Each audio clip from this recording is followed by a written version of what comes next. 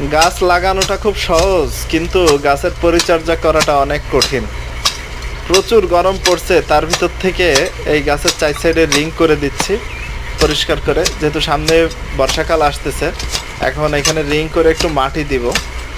এখানে যদি এখন রিং করে মাটি না দিই, তাহলে মাটিগুলো বর্ষার সময় দিলে তার আগেই গাছ মারা যাবে। বর্ষার পানি যদি গাছের গোড়ায় থেকে যায়, তাহলে গাছ মারা যাওয়ার সম্ভাবনা আছে।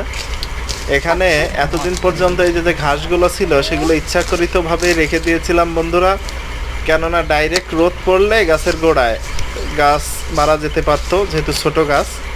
পেঁপে গাছের বিশেষত্বটা হলো, পেঁপে গাছে বেশি পানি যদি গোড়ায় জমে থাকে, তাহলেও পেঁপে গাছ মারা যাবে। আর যদি অল্প পরিমাণ রোদ্দুরও পেঁপে গাছের গোড়ায় ডাইরেক্ট পায় বা হিট পায়, তাহলেও পেঁপে গাছগুলা খুব ছোট অবস্থায় দ্রুত মারা যায়।